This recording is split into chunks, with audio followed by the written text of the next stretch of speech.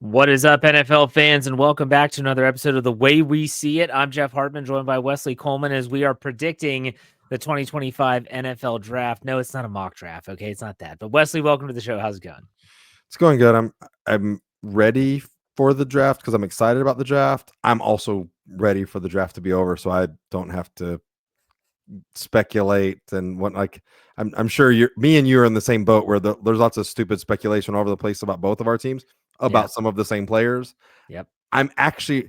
This is the most that I'm ever probably anticipated the draft because I want the draft to be over. Yeah, that's the way I am. I'm sick of it. I'm ready. I'm excited, but I'm sick of it. I am that way most I want years. the final draft. But yes. There comes a point where like, okay, I can't do these mock draft predictions, stories, just can we just get the draft over with? But hey, this is what the NFL wants. They want to drum up the attention. They want to get people's eyeballs on it. They know how to create an event. I'll give them that. So let's do this. So I said at the top of the show, this is not a mock draft because it's not. This is predicting certain aspects of the draft. And so what we're going to do is a little over-under game for the majority of these, and then we'll talk about some buzz and rumors to finish up the show. So to give you a really good, and by the way, every time I do one of these podcasts, there's someone that's either in my mentions or on the YouTube channel saying, how can you have a half of something? It's so that you can't push. It makes you choose an over or an under. So I feel like in today's day and age, with gambling as legalized as it is, people should know that, but yet there's always someone that doesn't. So here we go. we know you're a degenerate, Jeff. We know. Hey, I get it. Like, just say it. Just admit to it. Easy now. All right, so let's start off with, this is interesting to me. Round one trades. We've talked on this show a lot about how there have been no trades made prior to the draft, and that is really an oddity in the NFL draft landscape in the last 10 years or so. So how many in draft day trades do you think there will be in round one on Thursday? I'm going to set the line at 2.5, Wesley, and this includes people trading back into round one. Yeah, I'm easily over that. Really? How many do you think? I mean, 4 maybe. Okay. Like, and I just think that, two positions that I think are going to be drafted a lot. I think people are going to want to trade in to get those 5th-year options.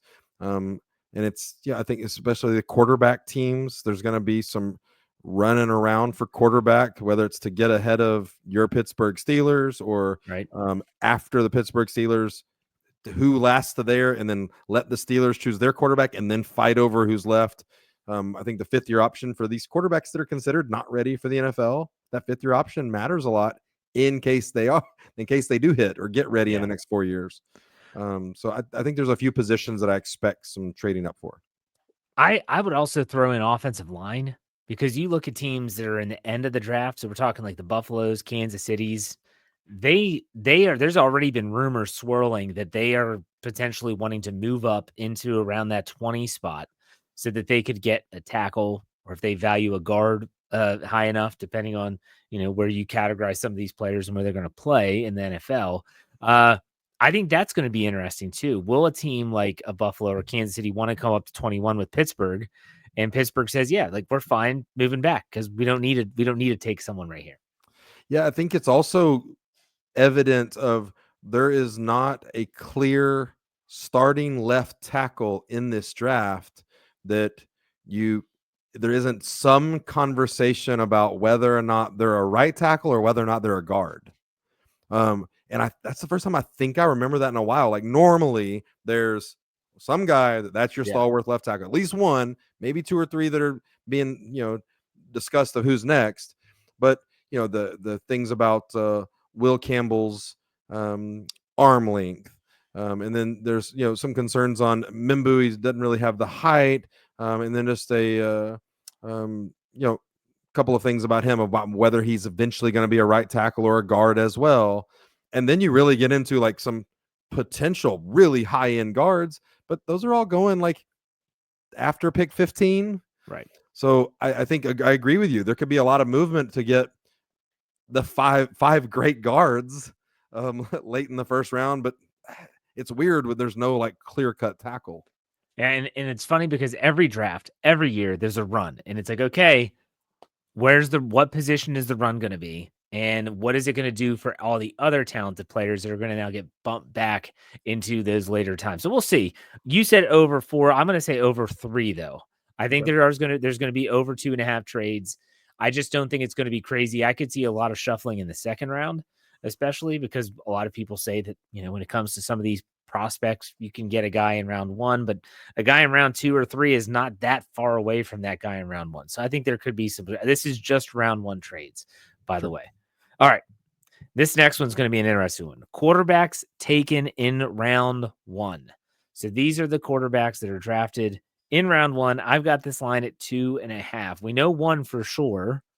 The question is will there be others? So what do you think? Yeah, I'm taking the over here. I think this is going to surprise people. I think I said this last week on the show. I believe there's going to be 4 quarterbacks taken in round 1. I think that Jackson Dart and Tyler Shook is going to surprise a lot of people that they're taken in round 1. But yeah, I think that there's going to be some movement in the second half of the first round.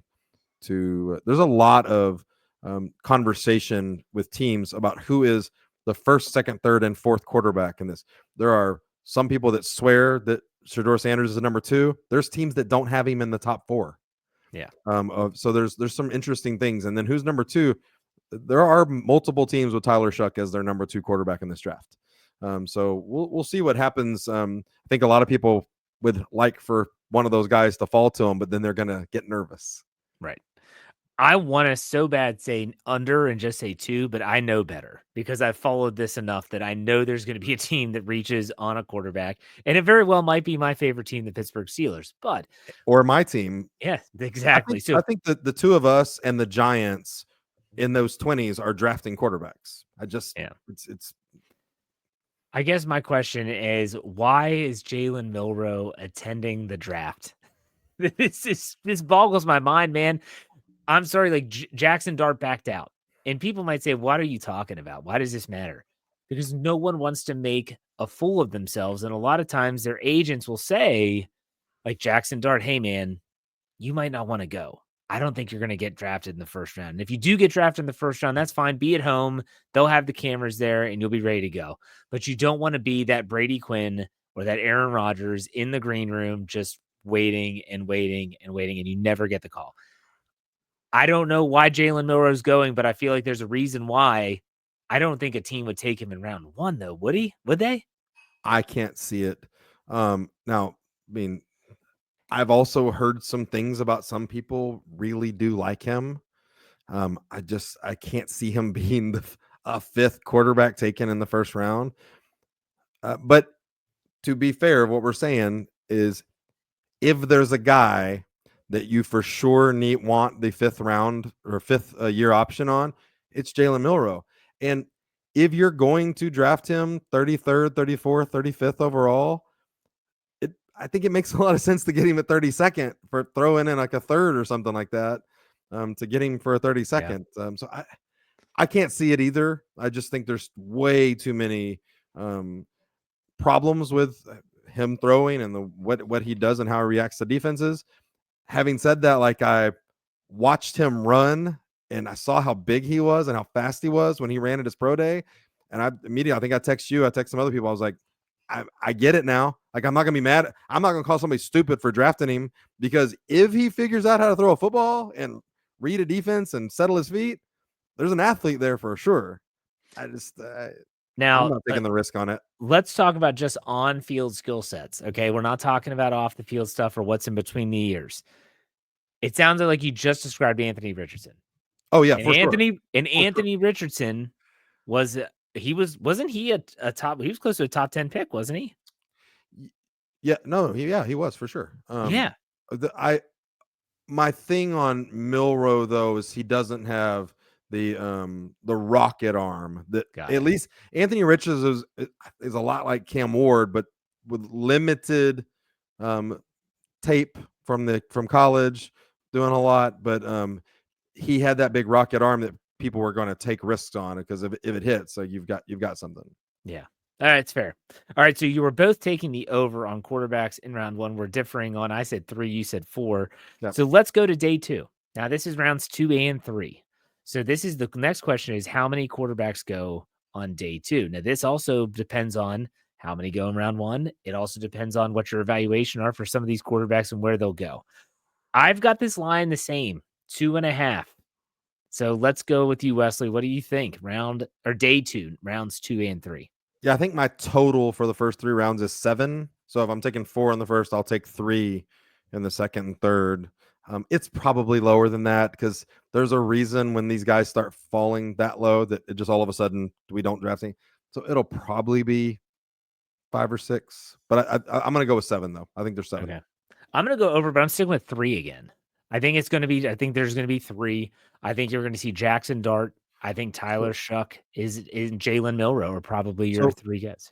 out of Ewers and Howard, who do you think's not going in the top 3 rounds? I think yours would go later. If I had to put a 4th in there, it would be Howard. I think he's a round 3 guy. And then where do you put Kyle McCord? I put him after Howard, but he would be the next one in there. So, but do you have him as round 3 or round 4? No, I've got Howard after the first 3. Okay. All right. It's interesting. It's an interesting discussion. Not in my top 100. It just depends. I don't have a top 100, but it just depends how do these people evaluate these players? And, the Pittsburgh Steelers might think that Quinn Ewers is better than Howard and McCord. Not saying they do, just an example. And it could see him drafted earlier than others. We'll see. This is going to be really, really fascinating when it comes to, but let's go back. Let's backtrack. I forgot to bring this up. You said 4 potential quarterbacks in round 1. How many quarterbacks do you think are in the top 10? 1. Just 1? Just Cam Ward? Just Cam Ward. That's I think they're probably around pick 18 starts getting interesting if people are. I think there's way too much Shedeur Sanders to the Steelers for that to be true. And so I think that there's, I could see, I think my prediction, and I've texted this to you, is that I think that the Steelers also like Tyler Shuck, and they are doing their damnedest to make sure nobody knows that.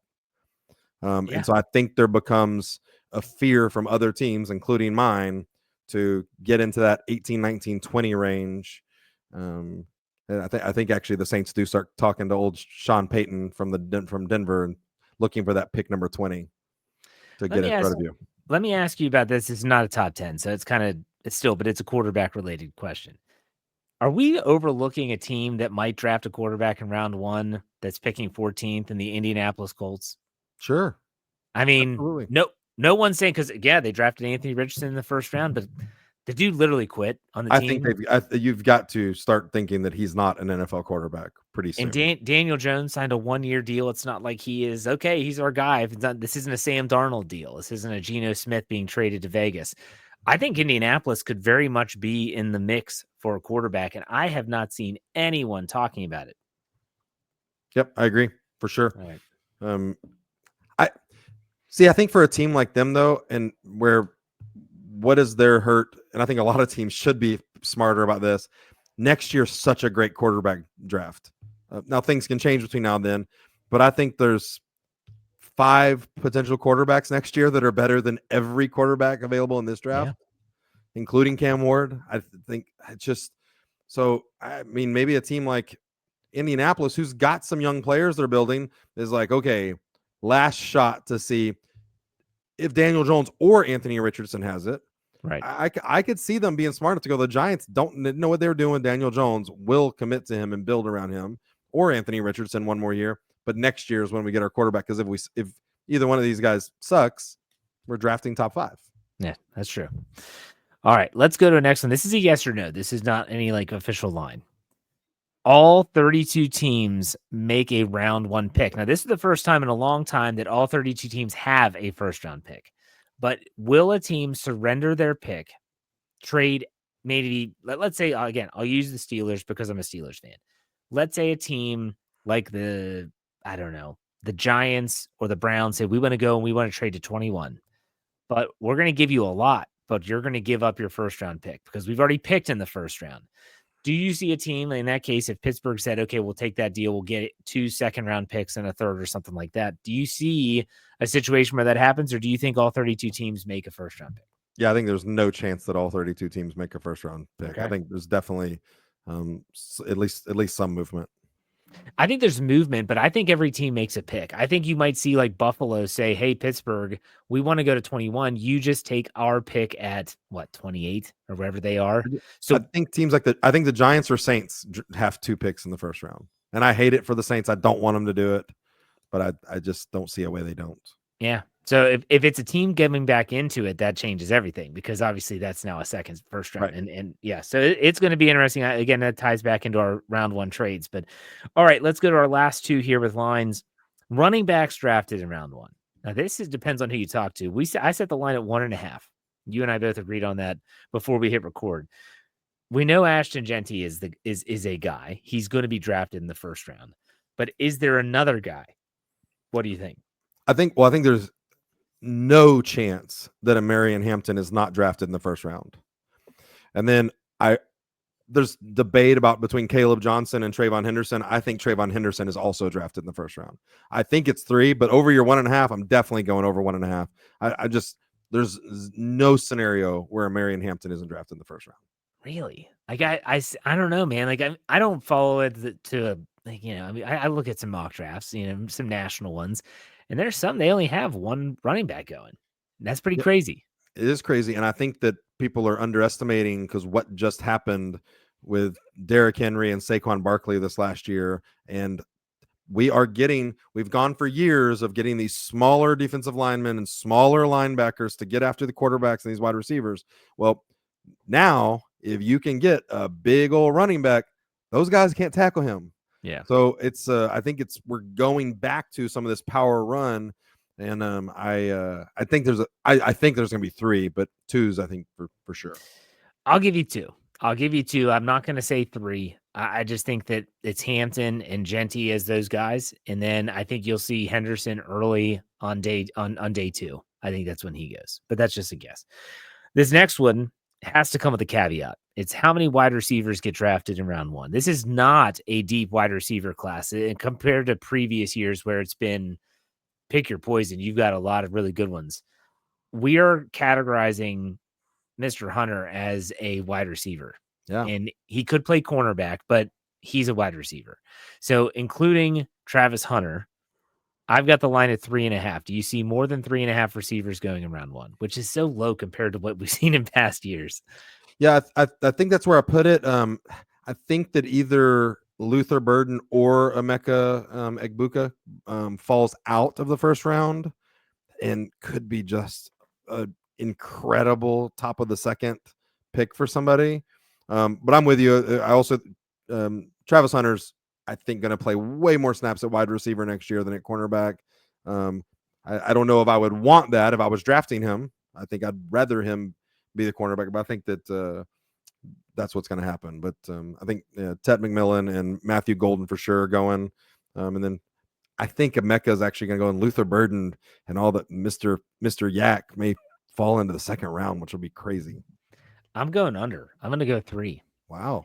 I don't think the Ohio State receiver makes it in the first You think round. Luther Burden and Emeka both? Yeah, I think they both fall into the second round. I could see it happening, which both of them early in the second's a crazy value.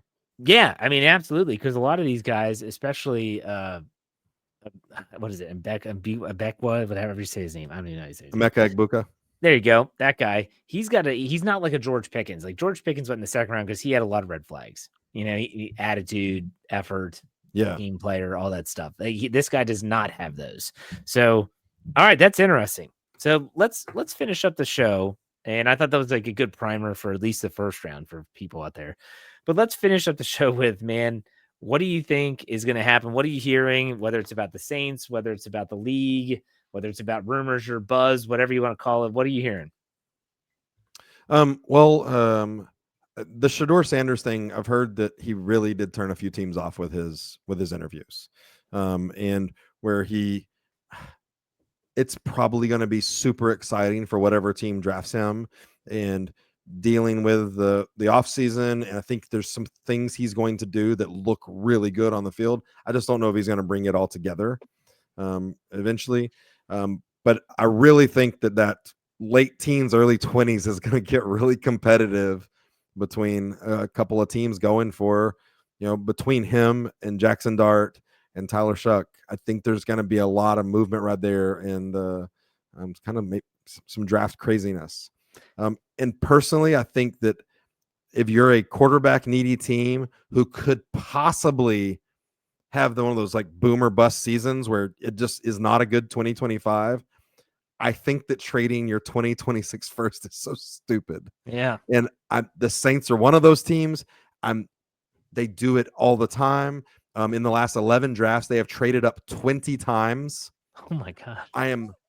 They've always said they think it's best to get a guy in the room a year early, but there are such top end quarterbacks available next year that I think they're going to feel pressure with their brand new coach to get the quarterback in now, so the coach isn't unhappy. And if they trade the 2026 first or second, I just think it's a huge mistake, because it could be somewhere between number 1 and number 3 overall. Yeah.